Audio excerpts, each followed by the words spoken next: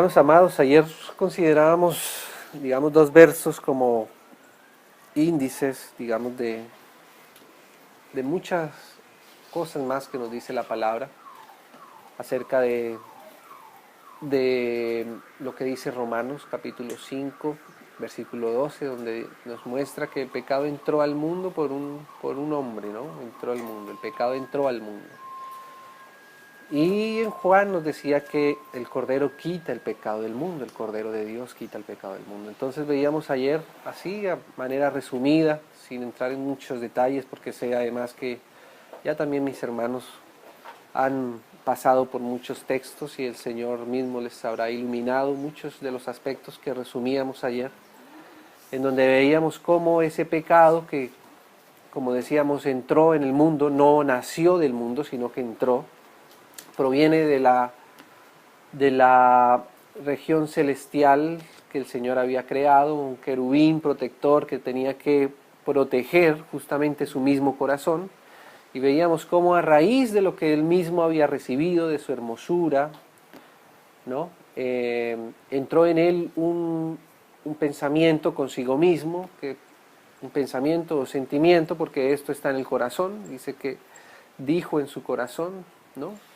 Y empezó ese sentimiento a convertirse en una pretensión hasta que finalmente fue hallado pecado porque ejerció su voluntad hacia esto que nació en su mismo corazón, hasta que se halló maldad o pecado en su corazón y fue finalmente expulsado por la condición de su corazón, del pecado concebido ya en su corazón, fue sacado de la presencia de la santidad de Dios por causa de su pecado.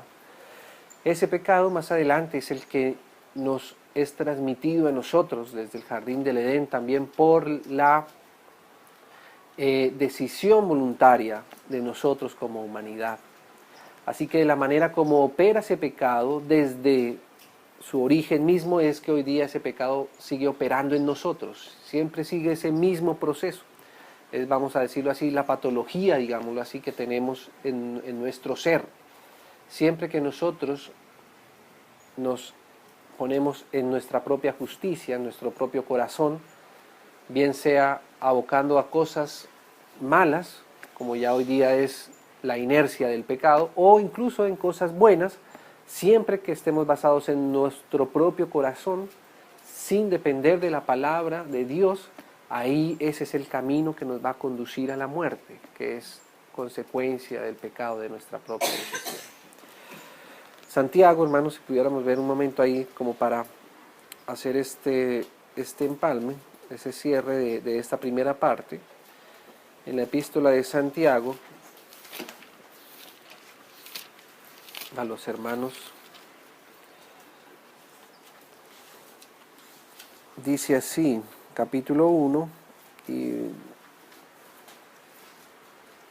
le damos el versículo 12 incluso, dice, bienaventurado el varón que soporta la tentación. Todo el proceso hasta antes de que el hombre tome una decisión con su propia voluntad, podríamos llamarlo lo que es la tentación.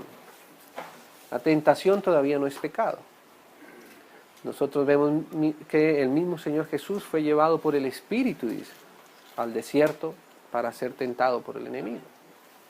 Por eso todo este proceso nos va haciendo ver cómo el pecado tiene una consumación del cual nosotros somos conscientes.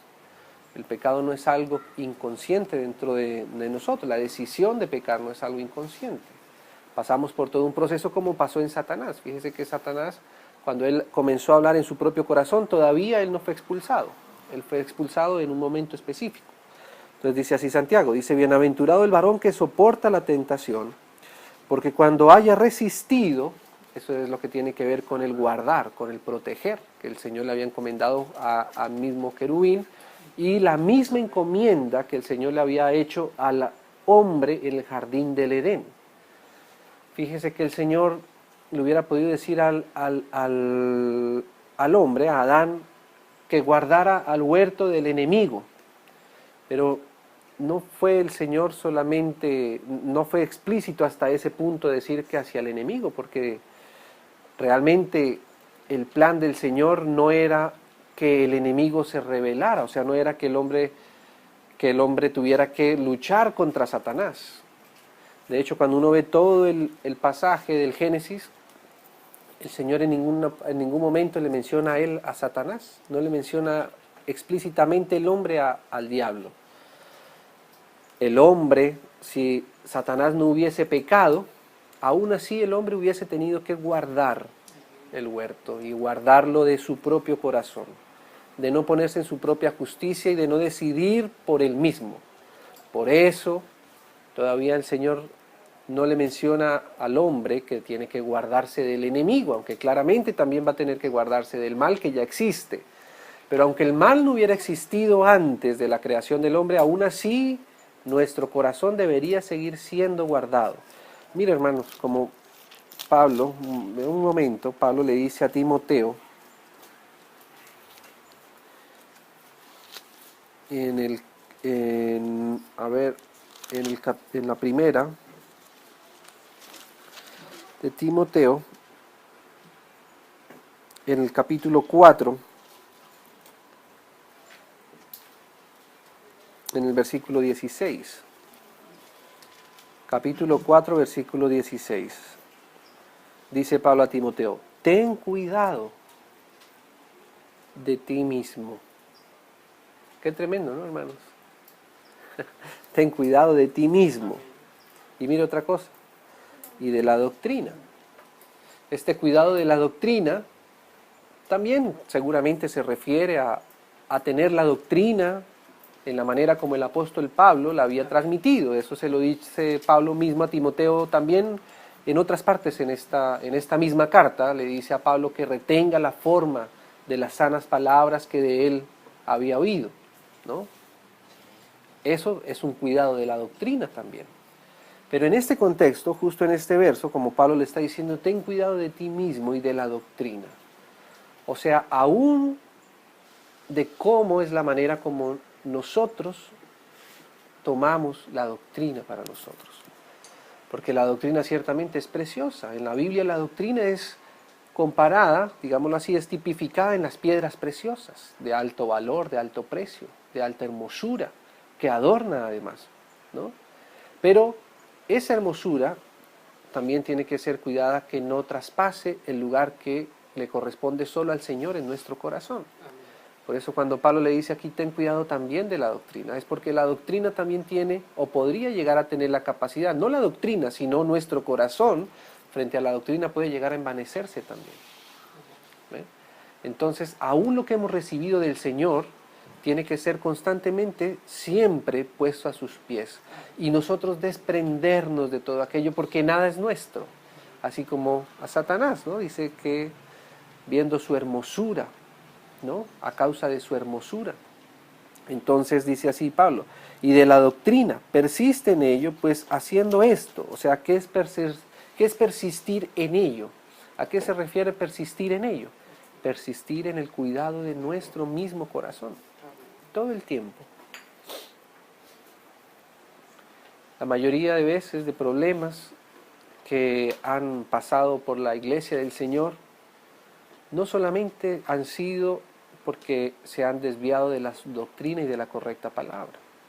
Tal vez las pruebas más difíciles que tenemos que soportar como iglesia son aquellas que están justamente fundadas o fundamentadas en las doctrinas de los hombres. Aunque la doctrina sea correcta, si nuestro corazón no es correcto, si nuestro corazón no está en la posición adecuada delante del Señor, aún eso nos va a repercutir en grandes problemas, ¿no?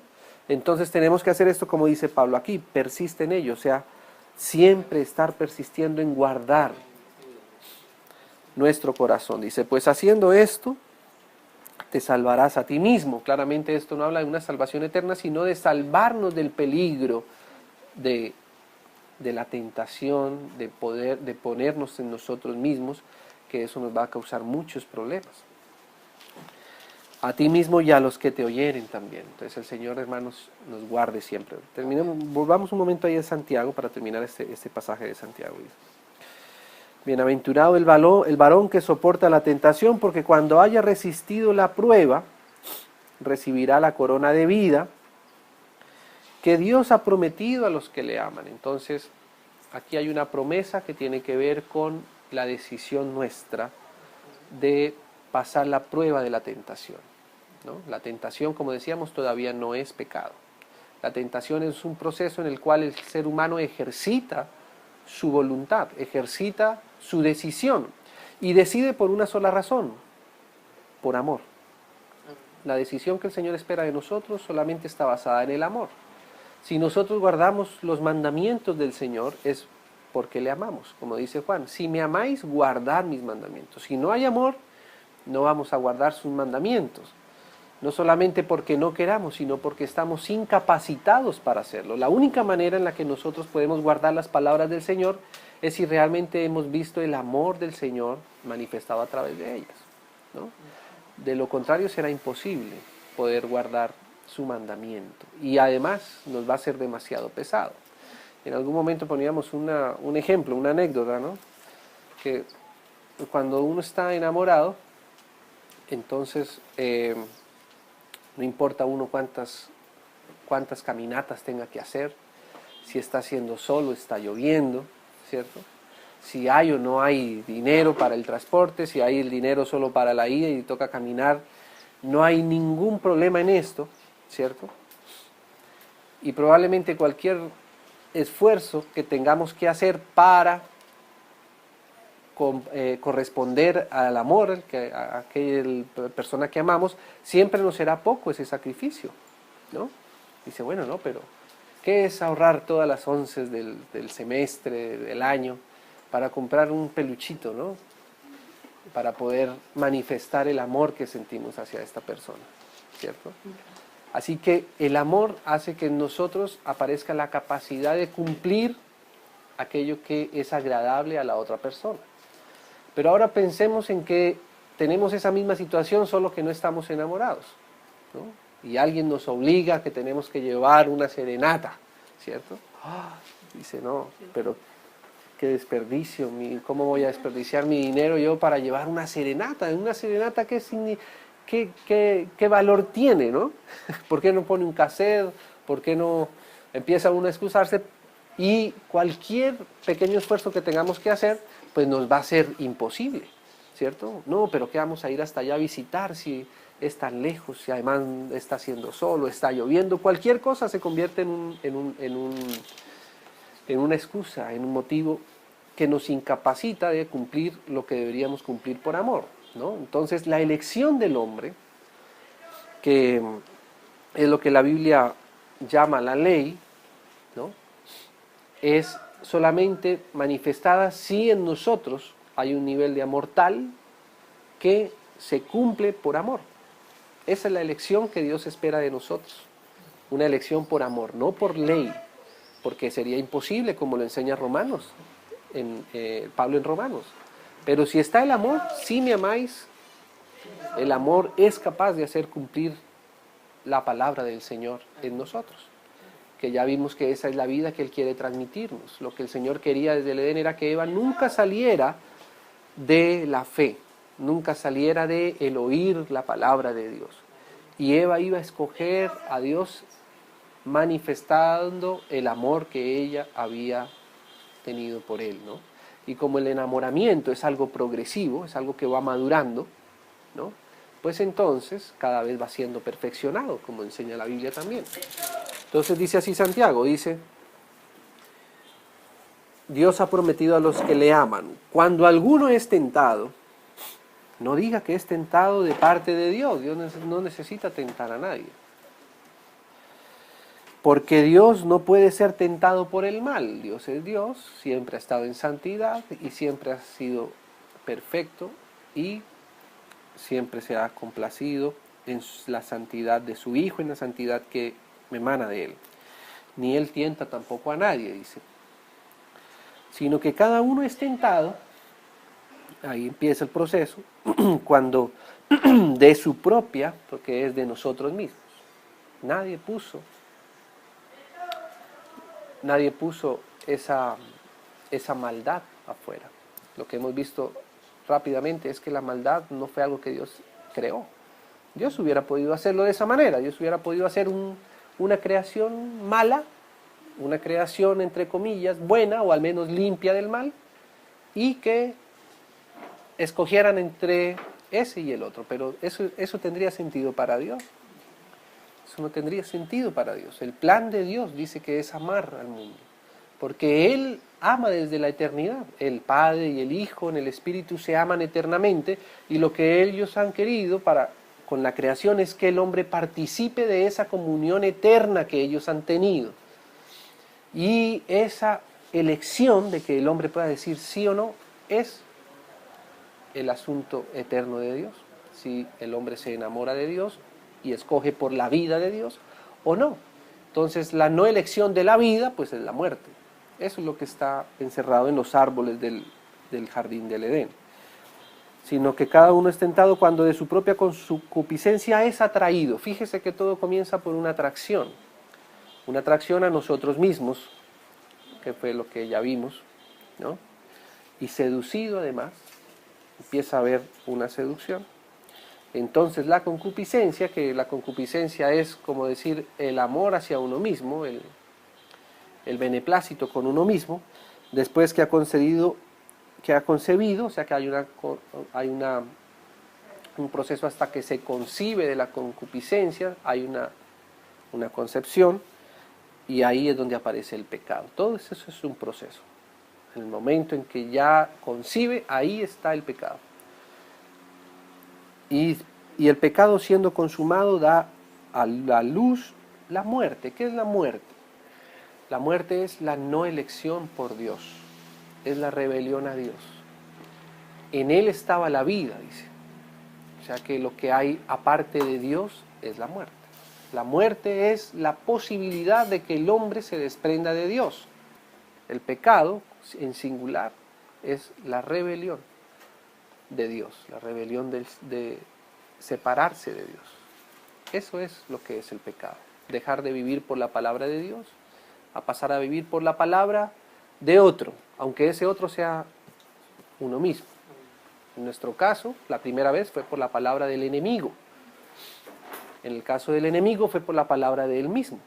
Pero si no hubiese sido el lucero quien hubiese pecado primero, la palabra probablemente que nos hubiese tentado sería la nuestra propia.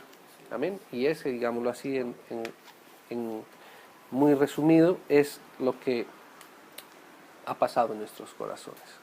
Ahora, como leíamos en el Evangelio de Juan, el Señor Jesús viene a ser la respuesta a eso. Él viene a quitar eso que sucedió en nuestro corazón. Porque todo lo que hacemos ahora está, de una u otra manera, orientado por esa fuerza. Es como la ley, dice Pablo que existe una ley, que es la ley del pecado. Esa ley fue la que ahora entró y contagió a nuestros miembros. Y es como una ley que es como la ley de la gravedad, que en todo tiempo está operando esa ley. Aquí donde nosotros estamos, está operando la ley de la gravedad. Si soltásemos un objeto, los dejásemos caer a tierra, ahí nos daríamos cuenta de que la ley sigue existiendo todo el tiempo, ¿no? Así que todo lo que hacemos se rige bajo ese principio de la ley. En el caso de la gravedad, pues la ley de la gravedad opera siempre, y en la ley del pecado siempre opera también en nuestros miembros, en nuestros cuerpos. La ley del pecado produce pecados. Eso es lo que produce la ley del pecado de manera singular, que es la rebelión hacia Dios. Va a hacer que todo lo que hagamos en esa ley va a producir pecados. Cualquier tipo de pecado se desprende de ese único pecado, y es no ser sensible a la voz de Dios. Todo el tiempo nosotros necesitamos ser sensibles a la voz del Señor. De otra manera no vamos a poder resolver, como decíamos ayer, el problema de las muchas goteras en nuestra vida, ¿no? Entonces, ahora, hermanos, el Señor dice: he ahí el Cordero de Dios que quita el pecado del mundo. Y quisiera resumir que el Señor, conociendo el problema del hombre, tiene que tratar con ese problema de una manera específica, de cierta manera. ¿Por qué sería que el Señor Jesús no trató al pecado del hombre, no desde su posición de cordero, sino desde su posición de león, por ejemplo? Nosotros sabemos que en el Señor están esos dos aspectos, desde la eternidad, la gloria de Dios, ¿cierto? Que revela el profeta Ezequiel, revela que la gloria de Dios tenía un aspecto que era como de león también. ¿Y por qué el Señor no trata al pecado como un león? ¿Por qué Juan el Bautista no vio al Señor respecto a la solución frente al pecado, no lo vio como el rey, por ejemplo? Él es el rey de reyes. Él hubiera podido decir, he ahí el rey que quita el pecado del mundo. Hubiese sido también válido porque él nunca deja de ser rey. Él tampoco nunca deja de ser el león, ¿no? Pero él entendió que el antídoto, por decirlo de alguna manera, la solución para contrarrestar no solo el pecado, sino todo su proceso y su implicación, porque recordemos que el pecado tiene todo un proceso hasta que llega a concebirse. Así que el Señor entiende bien cuál es ese problema y entiende bien entonces cómo tratar el pecado. A nosotros nos pasa de la misma manera. Si nosotros tratamos el pecado de la manera que no debe ser tratado, nos vamos a dar cuenta que es imposible de vencer, que es imposible de ganarle el pulso, es imposible vencer la fuerza de la gravedad si, por ejemplo, intentásemos contrarrestarla con una fuerza aquí arriba, no sé, tal vez poniendo un imán. Cuando tú pones un imán, entonces vas a pensar, ah, mira, la puntilla no cae, sino que sube hacia el imán. Eso va a funcionar contra algunas puntillas de cierto peso, de cierto. Pero después pones otro objeto y te vas a dar cuenta, ay, me falló la técnica por otro lado. Ah, ¿por qué puse esta jarrita aquí? Y me resolví el problema de esta gotera, pero ¿cómo es posible que ahora tenga otra gotera? Y ahora, ¿cómo es posible que no me funcione para esto? Me propuse ayunar tanto tiempo para salir de este problema. Salgo de este problema y ya estoy en este otro peor, ¿no? Necesitamos entender bien cómo es que se quita, ¿no? Es como cuando uno trata de limpiar una mancha con algo, con la sustancia que no es apropiada para quitarla, ¿no? A veces incluso terminamos esparciendo más la mancha. No sabemos cómo tratarla, ¿cierto? Manchamos lo que era algo pequeño, ahora lo vimos un problema mayor. El Señor Jesús entonces va a tratar con ese problema, con ese pecado. Y lo que está diciendo Juan es un resumen de cómo es la solución. El Cordero de Dios quita el pecado del mundo, ¿no? El Cordero de Dios es el que quita el pecado del mundo. ¿Por qué el Cordero? Hermanos, en Isaías tal vez podríamos ver muchos otros pasajes. Solamente estamos teniendo un panorama, digámoslo así. En el capítulo 53, es un pasaje bastante conocido, una profecía que hablaba justamente del Mesías en relación al pecado. Y aquí vemos cómo es la solución al proceso. Así como hubo un proceso hasta llegar al pecado, hay un proceso hasta llegar a la solución, al quitar nuestro problema. Si alguien quiere tratar con esa causa, tendrá que pasar también por este proceso. Así como como por un hombre fuimos todos, ¿cierto? Pasó el pecado a todos nosotros, decían Romanos más adelante, así por uno también la gracia, ¿no? Nosotros fuimos involucrados en el proceso de Adán para concebir el pecado y ahora nosotros también vamos a ser involucrados en el proceso del Señor para ser librados de ese pecado. Capítulo 52 de Isaías, no vamos a leerlo todo y vamos a hacer solamente algunos hincapié en donde el Señor nos conceda en esta mañana. Capítulo 52 de Isaías, y leamos el versículo 13, que ahí quedó como cortado el capítulo 52 y 53, pero realmente es una misma profecía, dice así. 52:13. Está hablando el Señor, ¿no? Y dice así, dice, he aquí que mi siervo, qué precioso, hermanos. Primera palabra clave. en relación a la solución nuestra. Siervos, siempre estar como siervos delante de Dios. Nunca dejaremos de ser siervos. Siervo es aquel que sirve, aquel que está atento a la voz de su Señor, ¿no? Siempre estar atentos a la voz del Señor.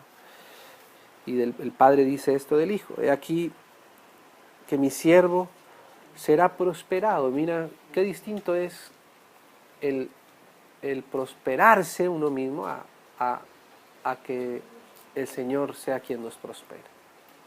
Porque aún así, como dice Pablo, seguiremos entendiendo que ¿qué tenemos que no hayamos recibido? Y si lo hemos recibido, entonces ¿de qué podríamos gloriarnos? De nada. Pero cuando nosotros mismos somos los que nos hacemos prosperar, entonces por supuesto esa prosperidad viene de nosotros mismos, y ahí es donde empezamos a tomar nuestro propio camino. Será prosperado, será engrandecido. No se engrandecerá como le pasó en el corazón de Satanás. El Hijo, siendo el poseedor de todas las cosas, él mismo no se enaltece, sino que espera que su Padre sea quien lo exalte. Será engrandecido y exaltado y será puesto muy en alto, ¿no?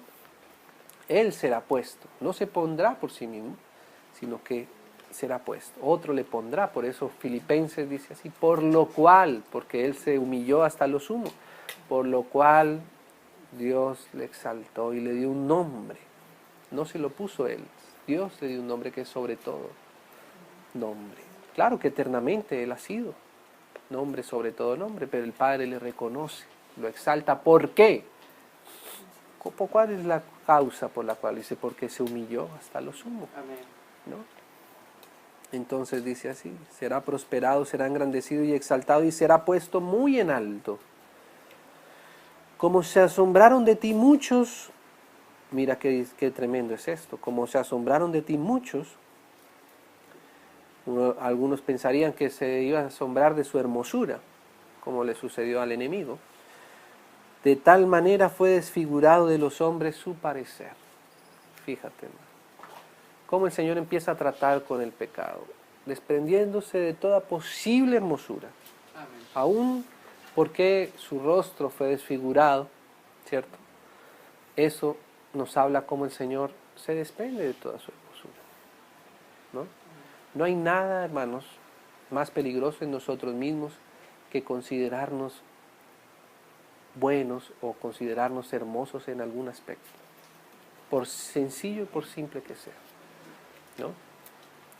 No hay nada de bueno en eso. Por eso la manera como el pecado vino contra el Señor fue justamente de esta manera, desfigurando al Señor. Bueno, si me quieres desfigurar, igual en eso no está mi fortaleza, en eso no está mi descanso, en eso no está mi vida, ¿no? Entonces el Señor, en lugar del enemigo que a causa de su hermosura se enalteció, el Señor entregó su propia hermosura. Fue desfigurado de los hombres su parecer y su hermosura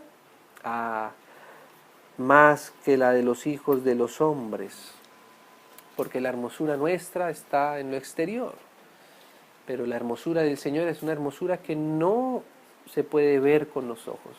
Y ahí, como va a decir más adelante, dice que le veremos sin hermosura para que le deseemos, ¿cierto? ¿Qué es lo que uno desea? ¿Qué es lo que la humanidad desea? Es algo que no tiene. Uno no desea lo que tiene, ¿cierto? Lo que uno tiene, lo tiene y ya. Lo que uno desea es lo que uno no tiene. Entonces, cuando vemos al Señor siendo desarraigándose de su hermosura, aún de su hermosura física en la cruz del Calvario, ahí empezamos a desear algo que nosotros no tenemos. Toda nuestra vida normalmente está enfocada en poder lograr o conseguir algo que de cierta manera tiene que ver con algo que nos da hermosura en lo natural, ¿no?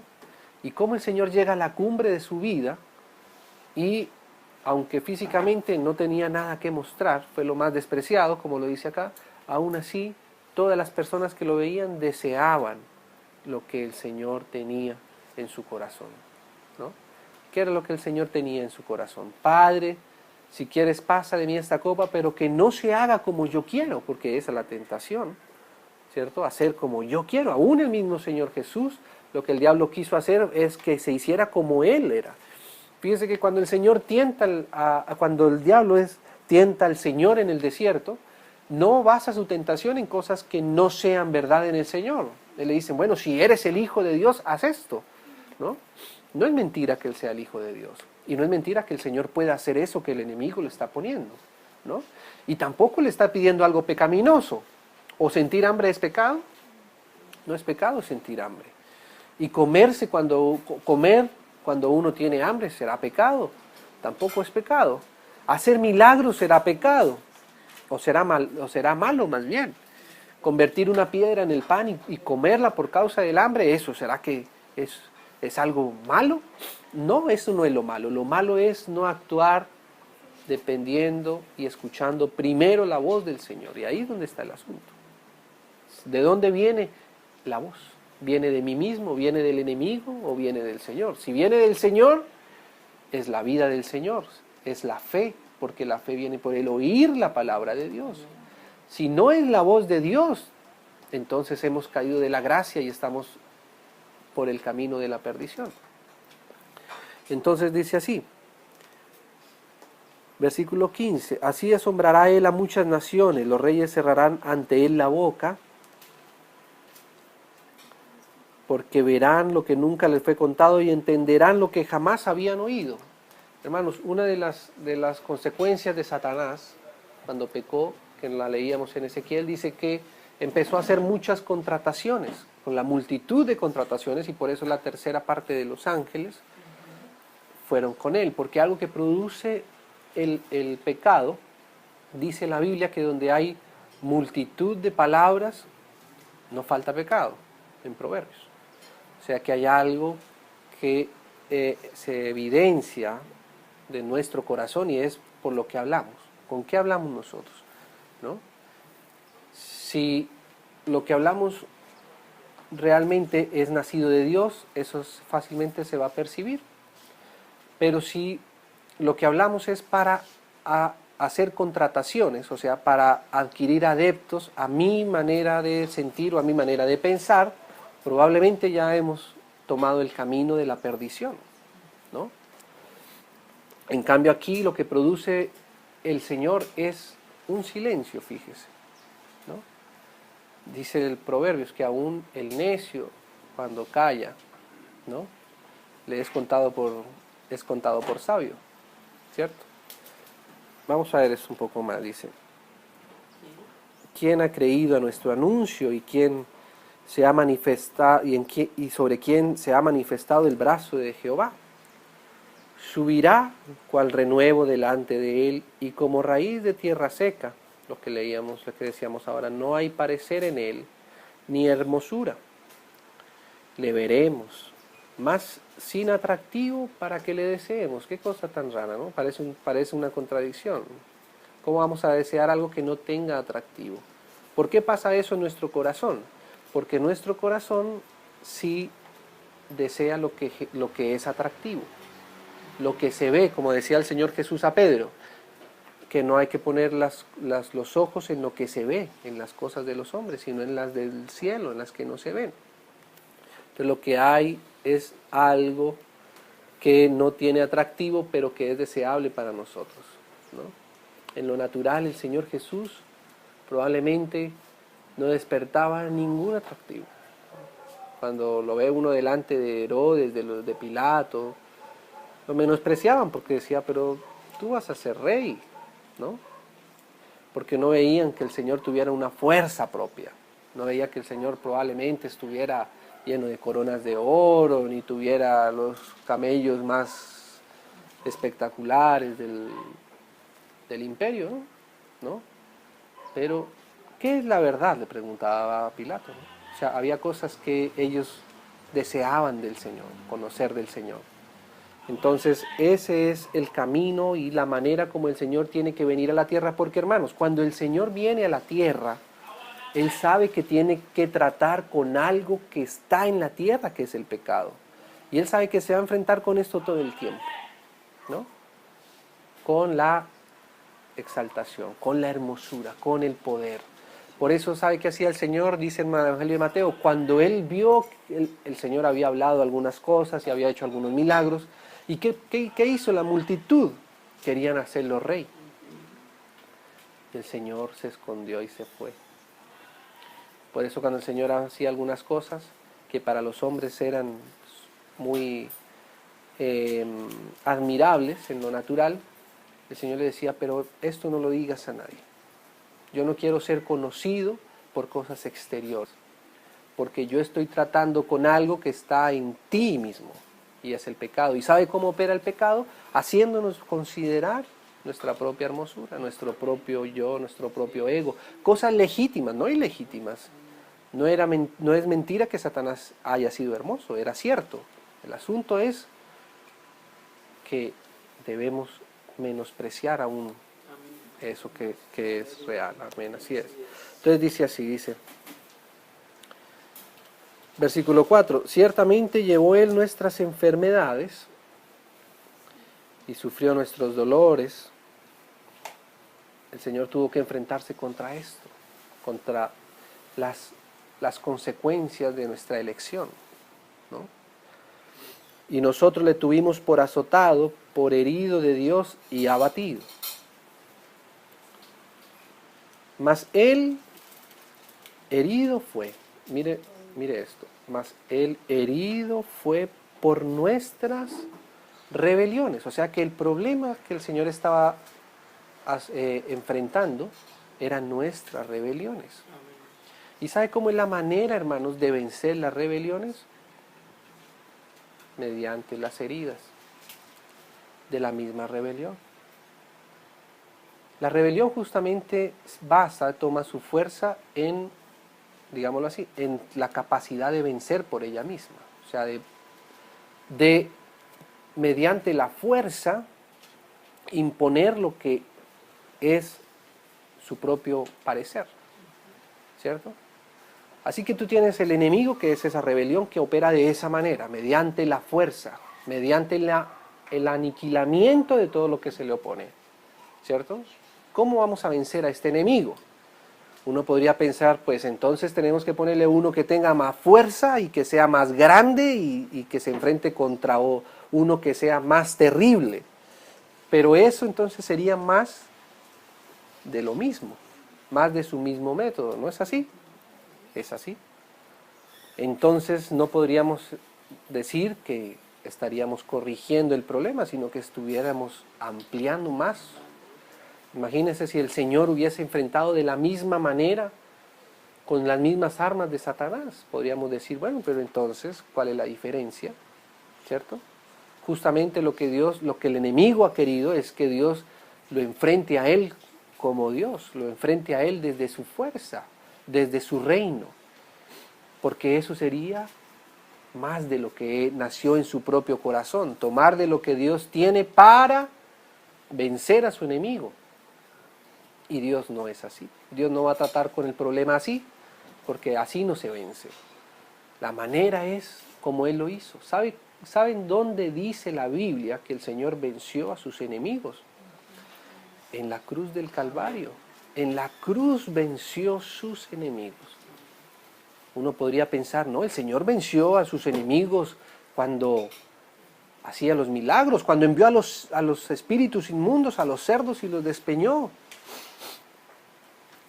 Pero no, la Biblia dice que el Señor venció a sus enemigos en la cruz, triunfando sobre ellos en la cruz del Calvario. O sea, ¿sabe dónde fue, digámoslo así, el ring en donde se libró la batalla frente al enemigo de Dios? En la cruz. Y si uno explora un poco de manera detenida lo que pasa en la cruz, o sea, en el momento mismo donde el Señor está crucificado, el asunto podría, digámoslo así, resumirse en eso. ¿Qué decía Satanás? Si tú eres el Hijo de Dios, bájate de esa cruz. ¿Cierto? Esa es la palabra que el Señor tuvo que soportar en la cruz. Mire esto. Si tú eres el Hijo de Dios, ¿el Señor era el Hijo de Dios? Ciertamente sí. Pero mire cómo lo dibuja Satanás. Satanás trata de engañar, como engañó en el Edén, engañar al Señor, como diciéndole, el bajarte de la cruz lo que va a hacer es demostrarnos que tú eres el Hijo de Dios. Bájate para demostrarnos que eres el Hijo de Dios. Qué tremendo, ¿no? Qué sutileza es, qué engaño es. Hace dudar al Señor, o quiere hacer dudar al Señor de quién es Él mismo, y que para demostrárselo Él tenga que actuar por inducción de la voz del enemigo, o sea, desprenderse de la voz de Satanás, de la voz del Señor, y acogerse a la voz de Satanás. Esa es la manera como el Señor está enfrentando el pecado, ¿no? Todo el asunto, hermanos, estaba resumido en eso. Si tú eres el Hijo de Dios, bájate. Poner al Señor en lo que Él mismo es. El Señor hubiera podido decir, no, pero yo soy, sí, verdad, yo soy el Hijo de Dios. Y si soy el Hijo de Dios me puedo bajar. Voy a demostrarles a estos que yo me puedo bajar porque soy el Hijo de Dios. Imagínense que esto lo está diciendo el enemigo frente a todos los que han creído en el Señor Jesús, ¿no? Imagínense eso. Está el Señor frente a su misma familia, frente a sus seguidores, a sus discípulos, a aquellos a los cuales Él un día sacó de sus trabajos, de lo que hacían para dedicar su vida a conocer que Él era el Hijo de Dios. Y ahora está en el momento cumbre en donde todos le exigen, el enemigo mismo le exige que demuestre que Él sí es eso. O sea, o te bajas de la cruz o no eres el Hijo de Dios, y entonces todo esto es una mentira, y estos que están aquí a tus pies van a ser también decepcionados. Nos estás decepcionando a todos, ¿no? Qué tremenda es la sutileza del enemigo, qué fuerte es, ¿no? Y a la vez, qué batalla tan tremenda, hermanos. Uno pensaría que el Señor Jesús es el hombre más humilde, y fue el hombre más humilde de toda la tierra. Pero al mismo tiempo debemos saber y conocer que el Señor Jesús fue el hombre también más valiente de toda la tierra. Porque para eso sí ciertamente se requería una valentía sobrenatural del Señor. O sea, la fuerza, uno piensa que la valentía normalmente está asociada al imponerse mediante la fuerza, y que ser valiente es ser más fuerte que el otro, tener más habilidad que el otro. Pero la valentía que es de lo alto es la valentía que es capaz de negar lo que uno mismo es y tiene para que la voluntad del Señor sea la que prevalezca. Porque Él había orado, Padre, pasa de mí esta copa, no se haga mi voluntad sino la tuya. Entonces el Señor está ahí por la voluntad del Padre, ¿cierto? Y la valentía es permanecer en la voz de Dios. No, sabe Dios que el día que comas de este árbol seréis como Dios. Eso no viene de la voz del Señor. El resultado que busca obtener puede tener apariencia de piedad, pero el asunto del pecado no es hacer lo bueno. El asunto del pecado es no desprendernos de la fe, de la gracia. Como dice Pablo a los Gálatas, no podemos empezar por el Espíritu y terminar por las obras de la gracia, ¿cierto? Dice Pablo que quien nos enseñó un evangelio diferente, porque cuando nosotros no estamos en la gracia es como si volviésemos otra vez a caer a la misma posición donde estábamos antes, nuestra justicia propia, el pecado. Entonces dice así, dice, mas el herido fue por nuestras rebeliones. ¿Qué cosa, hermano? La rebelión hay que dejarla que se manifieste, y la única manera de poderla vencer, ¿sabe cómo es? Es resistiéndola, estándose ahí, soportándola. ¿Sí? Eso fue lo que hizo el Señor. Padre, perdónalos porque no saben lo que hacen. Esa fue la victoria del Señor Jesús. Molido por nuestros pecados, el castigo de nuestra paz fue sobre Él. Entonces mire cómo es para que nosotros tengamos paz. ¿Qué tuvo que hacer el Señor? Ser castigado. Si el Señor no era castigado, sobre nosotros no podía haber paz. Y nosotros debemos entender eso, hermanos, desde todo punto de vista. No solamente esto nos ayuda a entender nuestro pecado, sino también el pecado de los demás. Y saber que esta fuerza que opera en mí, o esta naturaleza que opera en mí, opera en todos los demás. Por eso cuando hay rebelión, cuando hay cosas contrarias, nosotros tenemos muchas veces que actuar de esta misma manera como el Señor. Esperar, soportar, ¿no? Callar, porque esa es la manera como el Señor trata con el pecado. Si el Señor se baja de la cruz, hace un hueco grande en la tierra, como un rayo entierra ahí a todos sus enemigos y los tapa, eso lo pudo haber hecho el Señor con un chasquido de dedos, pero no hubiese corregido el problema del pecado. La rebelión hubiese seguido operando para siempre.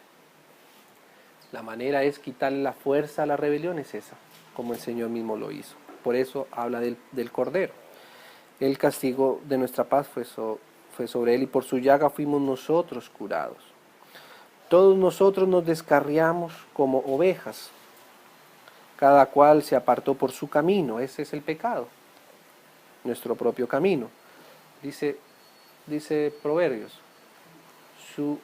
el que se desvía, su camino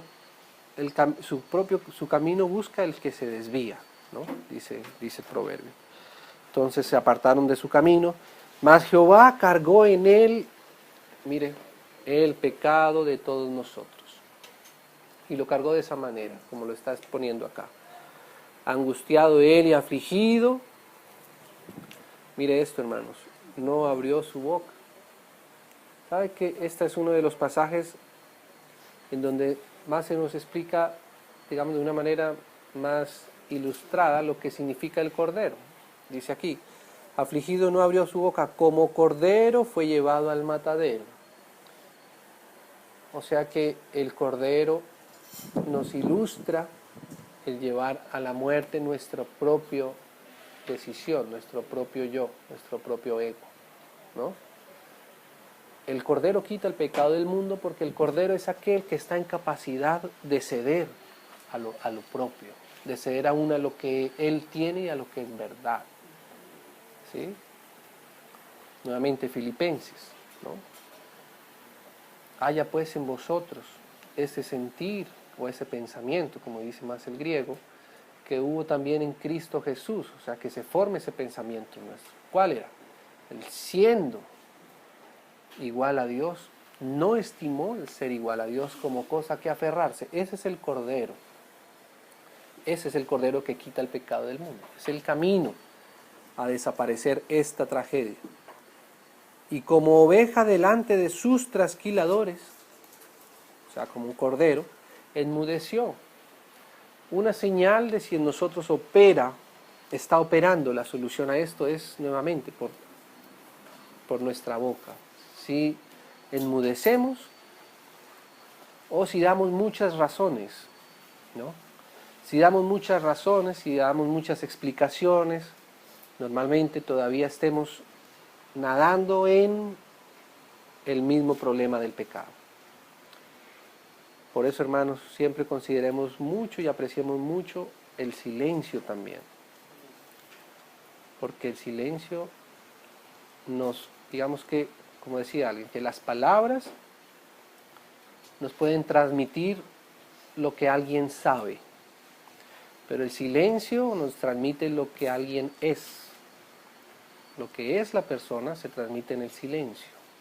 Lo que sabe con las palabras. Por eso es más importante el silencio muchas veces para conocer quién realmente es y en qué proceso estamos nosotros. Entonces dice así, enmudeció y no abrió su boca, por cárcel y por juicio fue quitado, y su generación ¿quién la contará? Porque fue cortado de la tierra de los vivientes y por la rebelión de mi pueblo fue herido. Se dispuso con los impíos su sepultura, mas con los ricos fue en su muerte, aunque nunca hizo maldad, ni hubo engaño en su boca. Con todo eso Jehová quiso quebrantarlo, sujetándole a padecimiento. Cuando haya puesto su vida en expiación por el pecado, verá linaje, vivirá por largos días, y la voluntad de Jehová será en su mano prosperada. Ese es el resultado de ser libres del pecado. la voz, la voluntad del Señor puede reposar en nuestros corazones. Pero para que esa voluntad pueda reposar en nuestros corazones, no necesitamos solamente ser limpios del pecado, sino estar librados de nosotros mismos. Mientras la conversación en nuestro corazón sea con nosotros mismos, el Señor no va a poder hablarnos, porque es como si dos personas estuvieran tratando de hablar. Es muy difícil poder entender, ¿no? Tenemos que decir a nosotros mismos, cállate y déjame oír la voz del Señor, ¿no? Verá el fruto de su aflicción de su alma y quedará satisfecho. Mira este versículo, ¿no? Verá el fruto de la aflicción, o sea que la aflicción produce un fruto. Y el fruto es justamente la limpieza de ese pecado. El fruto es la gracia, la fe. Y quedará satisfecho. Por su conocimiento justificará mi siervo justo a muchos y llevará las iniquidades de ellos, ¿no? Por tanto, ahí está la consecuencia, por tanto, yo le daré parte con los grandes y con los fuertes repartirá despojos, por cuanto derramó su vida hasta la muerte, o sea, no se dio por su propia vida, sino que entrega lo que en su vida podría ser agradable, y fue contado con los pecadores, habiendo él llevado el pecado de muchos y orado por los transgresores. Esa es la manera como el Señor corrige, hermanos, el pecado. Quiero leer un par de versos en el Evangelio de Juan, a manera de conclusión. Capítulo 1, versículo 14. Y aquel verbo, el Señor Jesús, que es el Cordero que quita el pecado del mundo, y aquel verbo fue hecho carne y habitó entre nosotros, dice Juan. Y vimos su gloria. Mire lo que dice Juan de la experiencia de él haber estado con el Señor en la tierra, que él vio la gloria de Dios, la gloria del Verbo. O sea que, hermanos, cuando Juan empieza a escribir todo esto, ya el Señor ha ascendido hace ya años, y es como si él empezara a escribir las cosas desde una óptica más, ¿cómo decirlo?, más entendida, más considerada, ¿no? Como si Juan empezara a recordar lo que fue la vida de él con el Señor, mientras el Señor estuvo en la tierra. Y él lo empieza a explicar, a escribir desde lo que ahora él entiende, de lo que ahora él considera. Y él empieza a resumir así, mire, ¿cómo podría resumir mi permanencia con el Señor Jesús durante estos años que le conocí? Y él dice, vimos su gloria. O sea, Juan entendió que había una gloria que el Señor transmitía. No se está refiriendo a esta gloria del monte de la transfiguración. Había algo que ellos percibieron todo el tiempo que el Señor estaba. La gloria. ¿Qué es la gloria? Entonces dice así, gloria como del unigénito. Mire una cosa, hermanos. Cuando el Señor Jesús estaba en la tierra, las palabras que Él hablaba nunca las había hablado nadie antes, ni un profeta. Cuando el Señor Jesús, por ejemplo, le enseñaba a orar a sus discípulos, ¿cierto? Él hubiera podido decir, bueno, cuando oren a Dios, digan algo como Yahvé Sabaoth, Dios de los ejércitos, Dios todopoderoso. Así oraban los profetas. Por supuesto que Dios es todo eso. Pero cuando oraba el Señor Jesús, nadie antes había dicho, Padre nuestro que estás en los cielos. Cuando el Señor empezó a orar así, ellos empezaron a ver que en Dios había una relación de Padre e Hijo, empezaron a comprender la Trinidad en Dios. ¿Cómo es que éste le dice Padre a Dios, que estás en los cielos? Padre. Todo esto lo recordaba el apóstol Juan, cuando él oró en el capítulo 17. Padre, glorifícame tú al lado tuyo con aquella gloria que tuve antes que el mundo fuese. Juan está escribiendo acerca de la gloria de Dios. vimos su gloria. Sus oraciones nos transmitían la gloria de Dios, la relación eterna del Padre, del Hijo y del Espíritu Santo. Eso fue lo que vino a hacer el Señor. A Dios nadie le vio jamás, el unigénito Hijo Él le ha dado a conocer. Entonces Él entendió que la gloria de Dios transmitía una relación en Dios, porque si no, no hubiera dicho, Él hubiera podido decir, y vimos su gloria, gloria como de una luz muy fuerte que resplandecía en todo donde llegaba el Señor, cambiaba de color. Bueno, eso es una escena gloriosa, pero Él está diciendo aquí que la gloria de Dios se transmite en la relación de padre e hijo. Y vimos su gloria. ¿Gloria cómo? Como del unigénito, o sea, manifestando que en Dios hay un hijo y hay un padre. Gloria como del unigénito del Padre. Y mira esto, lleno de gracia, la gracia y la verdad. Entonces, ese es el resumen de lo que Juan ve del Señor. Gloria como del unigénito, ¿no? Ahora, el asunto es, ¿cómo es la gloria entre el Padre y el Hijo? ¿Qué era lo que Juan veía? Mira, por ejemplo, lo que dice acá. Dice, en el capítulo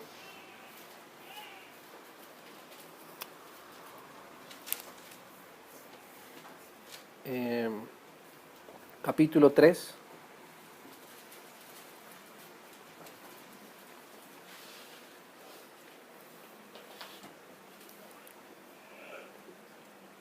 versículo 35, un par de versos más. Mira esto. El Padre ama al Hijo. Esta es la gloria de Dios manifestada. Nunca antes había nadie podido mostrar esto. El Padre ama al Hijo. Esa es la gloria de Dios. Eso era lo que nosotros íbamos ahora a entender, ¿no? El Padre ama al Hijo y todas las cosas ha entregado en su mano. Qué tremendo, ¿no? Todas las cosas del Padre entregadas en las manos de su Hijo.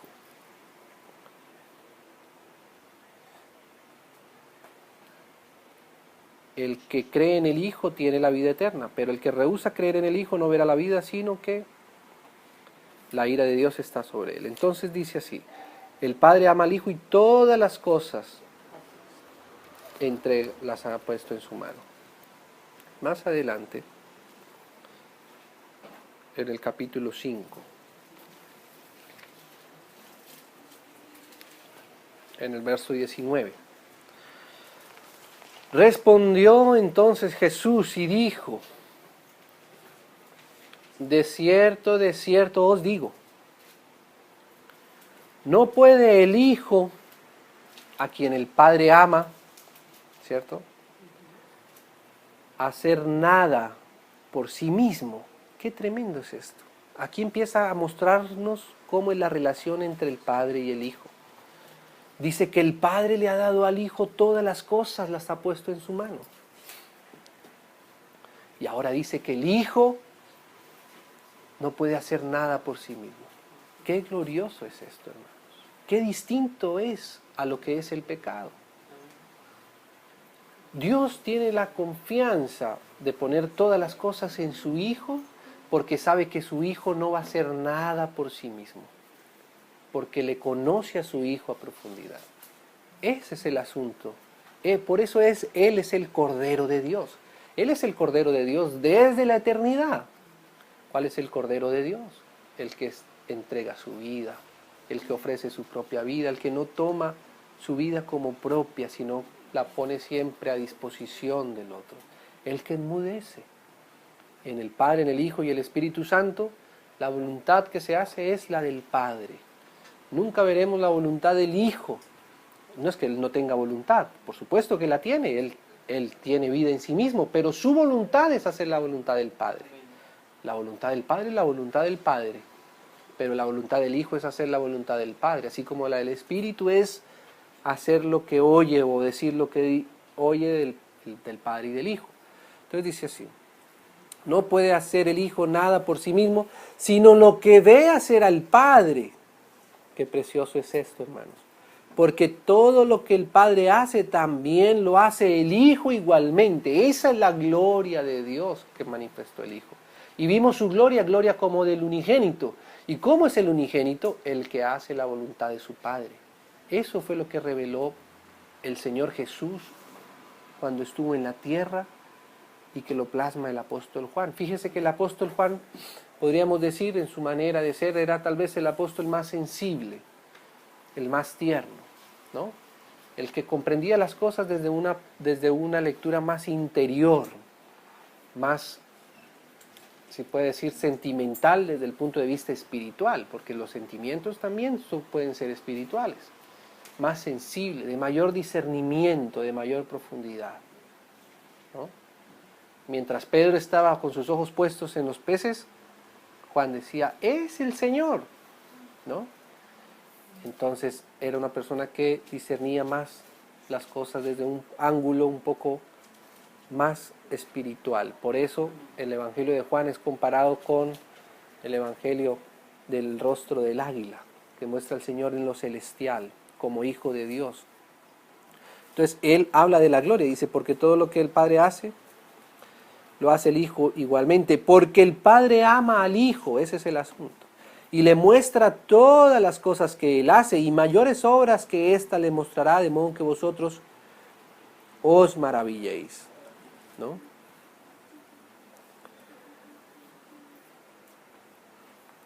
Versículo 26 dice, porque como el Padre tiene vida en sí mismo, así también ha dado al Hijo tener vida en sí mismo, y también le dio autoridad de hacer juicio, por cuanto es el Hijo del Hombre. Toda la justicia de Dios, toda la autoridad está dada en el Hijo, ¿no?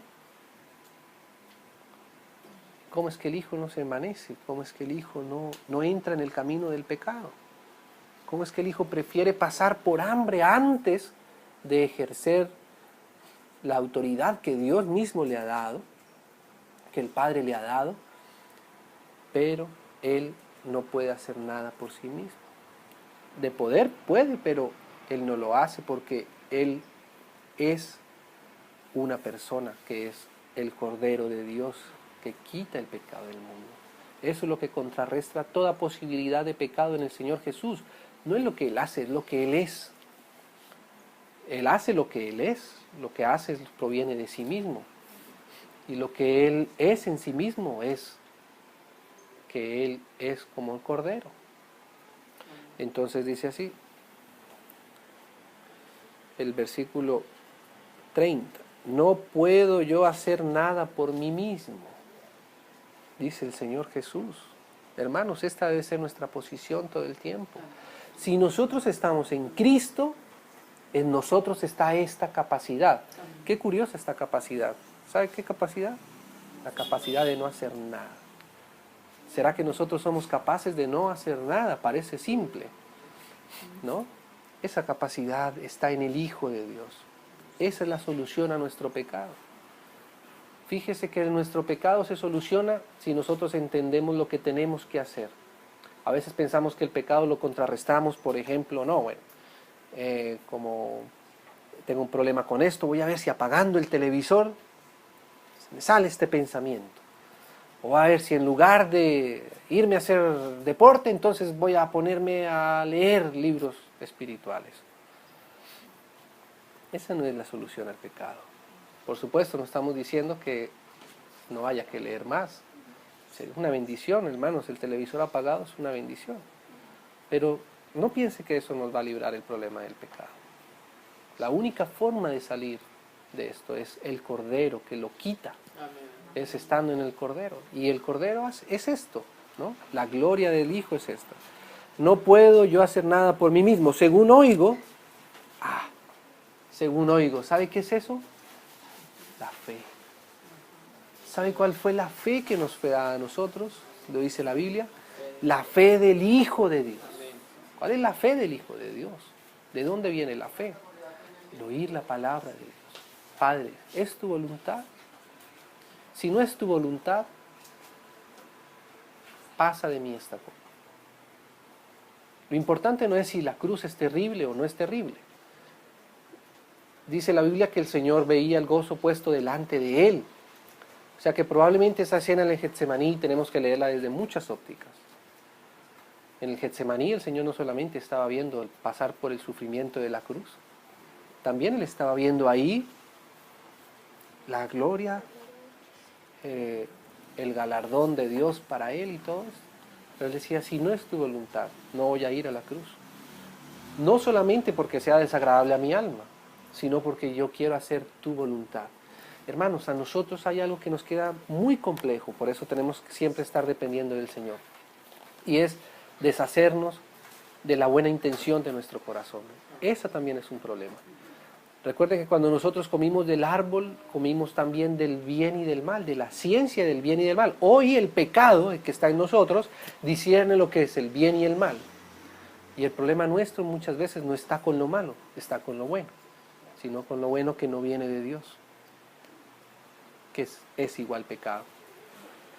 Claro que la Biblia dice que el que sabe hacer lo bueno y no lo hace, le es contado por pecado. Pero eso bueno es si viene de parte de Dios. Eso es lo que realmente es bueno. Eso es lo que realmente es bueno. Entonces dice así, porque no busco mi voluntad, qué tremenda, sino la voluntad del que me envió. Esa es la solución. La del Padre. Si yo doy testimonio acerca de mí mismo, mi testimonio no es verdadero, hermanos. Que el Señor Jesús mismo diga esto es tremendo. Porque que lo diga otro, bueno, uno dice, tiene razón, pero el Señor Jesús mismo diciendo esto, si yo doy testimonio de mí mismo, mi testimonio no es verdadero.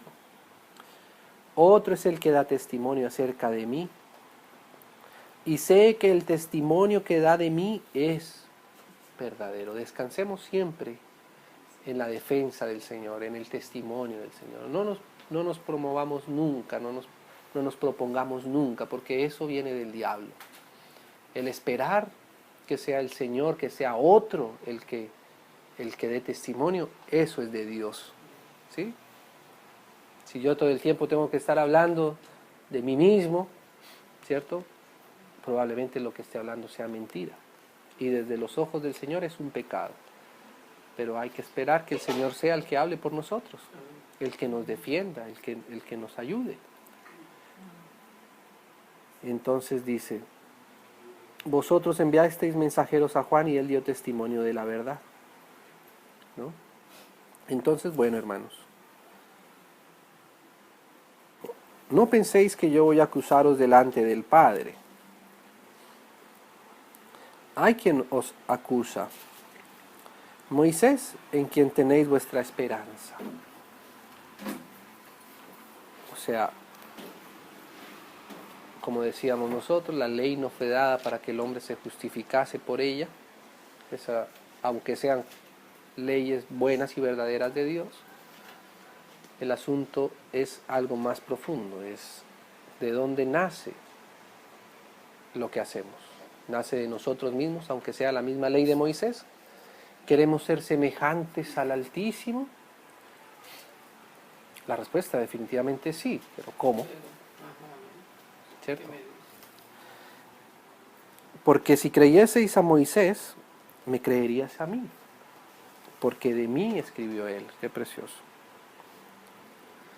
Pero si no creéis a sus escritos, ¿cómo creéis a mis palabras? El asunto es ese, creer en las palabras del Señor. Y eso es lo que nos libra de nuestro pecado. Eso es la solución.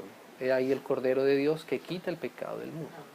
Entonces, hermanos, ese es nuestro ejercicio. Permanecer en la fe, oyendo la palabra del Señor todo el tiempo. Negarnos a nosotros mismos, desprendernos de todo lo que sea legítimo que hayamos recibido. Cuanto más de lo ilegítimo, no hay ni necesidad de decir que tenemos que desprendernos, de eso sabemos que tenemos que desprendernos, pero de lo propio que sea legítimo también. El Señor nos ayude, hermanos. Amén. No sé si hacemos una corta oración y si alguien más también quiere, por supuesto, seguramente que sí hay mucho que ampliar, que añadir. Estamos en libertad. Amén. Digno es el Cordero